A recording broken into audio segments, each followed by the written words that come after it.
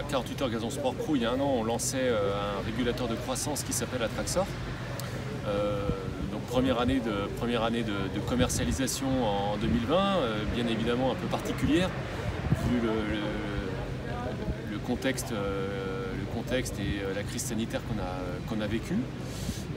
Pour autant, cette première année, elle est conforme aux objectifs qu'on s'était fixés.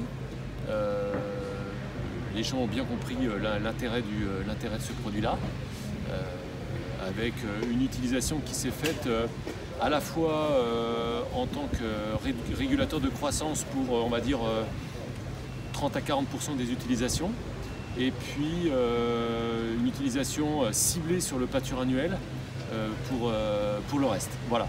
Donc, alors pourquoi sur le pâturin? Essentiellement lié à la problématique pâturin, un comportement délicat sur terrain de sport, une très grande sensibilité aux pathogènes. Donc on a beaucoup, en fait, les gens ont compris l'intérêt en fait de limiter le pâture annuel et s'engager vers une conversion de flore, et c'est probablement l'un des axes futurs, avec la réduction de l'utilisation des produits phyto, s'engager vers une conversion de flore pour avoir des graminées qui soient plus adaptées à un usage sportif et plus résistantes aux pathogènes qu'on peut rencontrer.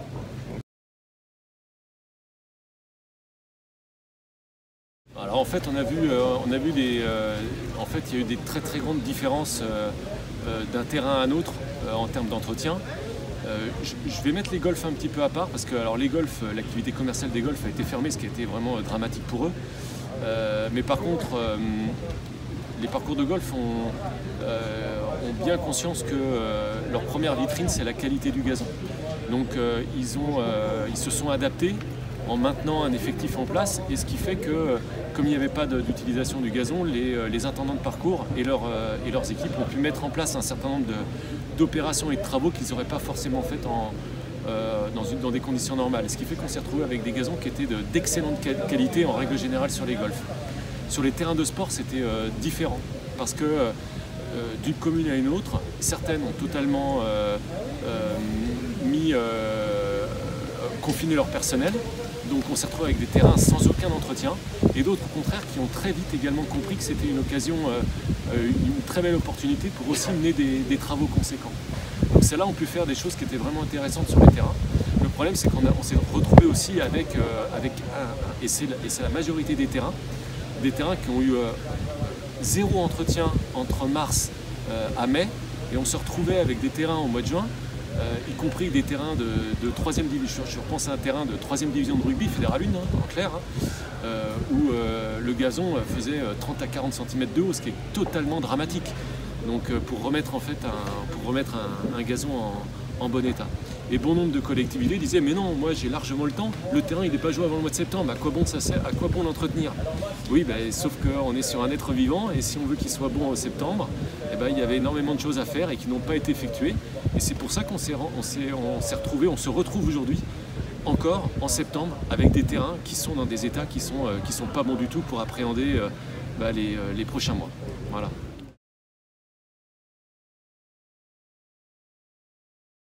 Ouais, tout à fait. En fait, là, cette année 2020, c'est une année qui ressemble un petit peu. On a vécu un été qui ressemble à celui de 2019, c'est-à-dire une période de sécheresse très très longue, avec des épisodes caniculaires quand même relativement importants. Je rappelle, ça c'est juste entre parenthèses, mais que sur les sols sportifs, la graminée qu'on utilise essentiellement, c'est du raisin anglais, mais ce raisin anglais, au-dessus de 28-29 degrés, il se met en dormance. Donc vous imaginez bien que cette année, il a subi des conditions qui étaient très très délicates pour lui. Et donc très vite, en fait, nous on a fait le constat cet été, en étant au plus près des utilisateurs, qu'on avait deux problématiques. La problématique des terrains qui n'étaient pas arrosés, et donc un gazon qui a littéralement dépéri à cause du manque d'eau. Et deuxièmement, les gazons qui étaient arrosés, mais très mal, très mal, soit trop, soit pas assez, soit de manière totalement hétérogène. Et donc ça, chaleur combinée à une mauvaise gestion de l'eau, c'est le cocktail gagnant pour avoir des pathogènes. À tel point qu'on ne nous a jamais autant sollicité cette année nous a jamais autant sollicité cette année pour faire du diagnostic de maladie. Encore un service qu'on avait lancé à l'occasion de 48 heures Gazon Sport Pro, c'était pour la première édition de 48 heures il y a maintenant quelques années. Donc voilà, beaucoup de diagnostics de maladies d'effectuer avec donc détermination de plusieurs types de maladies. Alors évidemment celle dont on parle, péricularia, du pythium, parce que c'est aussi une maladie classique de l'été, mais aussi et surtout une maladie que très peu de personnes parlent, qui s'appelle, je suis désolé, le nom est un petit peu compliqué, ça s'appelle Leptospirulina australis. C'est une maladie de faiblesse, c'est-à-dire c'est une maladie qui attaque quand le gazon est stressé, typiquement quand la gestion de l'eau quand l'eau est mal gérée, et qui peut provoquer des dégâts qui sont considérables, au moins aussi importants qu'un pythium ou qu'un péricularia. Voilà. Et pour vous donner un ordre d'idée sur le nombre de rasos qu'on a effectué, quand on a déterminé une fois péricularia, on a déterminé 4 fois leptospirulina. Le rapport il était de 1 à 4. Donc péricularia pose beaucoup de problèmes, mais leptospirulina était beaucoup plus récurrent cette année sur les terrains. Voilà. La première question qu'on doit se poser, c'est pourquoi ce gazon est rentré en condition de stress et fragilisé, puisque cette maladie, elle ne va pas venir spontanément sur le gazon, ou c'est de manière très rare, elle vient vraiment quand le gazon est fragilisé. Donc pourquoi est-ce qu'il est fragilisé, ce gazon? C'est la vraie question qu'on doit se poser. Et là, moi tout seul, je n'ai pas la réponse. Je vais avoir la réponse en discutant avec l'intendant. Comment il entretient son terrain, comment il irrigue, c'est-à-dire quelle quantité d'eau, à quelle fréquence, et surtout, est-ce qu'il a contrôlé la répartition de l'eau sur le terrain. Parce que malheureusement, là encore, on voit des choses qui sont des fois, j'ai envie de dire, qui ne permettent pas une bonne gestion de l'eau. J'ai en tête un terrain qui a eu beaucoup de problèmes de maladies cet été, et encore une fois, pour vous donner un chiffre, on a fait un audit de son irrigation en positionnant une dizaine de pluviomètres sur le terrain. Et sur les côtés du terrain, quand un cycle d'arrosage, c'était 16 mm d'eau, ce qui est de mon point de vue un peu trop important. Et sur la zone centrale, 6 mm d'eau. Rapport 1 à 3. Comment voulez-vous bien gérer l'arrosage? Soit vous arrosez trop sur les côtés, soit vous arrosez pas assez au milieu. Et donc forcément le gazon est stressé et donc il est sensible à cette maladie. Et puis donc après, donc ça c'est la première des choses. Et puis après on va rentrer dans une réflexion de comment faire en sorte de rendre le gazon plus tolérant.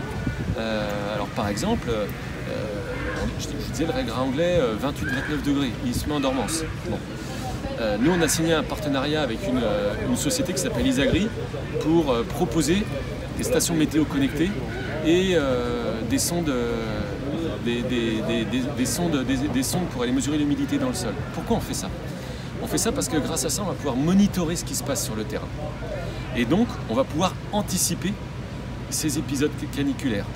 Donc les gens qui se sont déjà équipés de cette sonde et de la station météo, en fait on leur envoie systématiquement toutes les semaines un résumé de ce qui s'est passé dans la semaine et ce que la prévision météo nous dit pour la semaine d'après, avec un certain nombre de conseils qui vont avec, pour justement anticiper l'épisode caniculaire qui va arriver.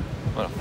Donc ça c'est typiquement le genre d'action qu'on met en place pour contrecarrer le développement de la maladie.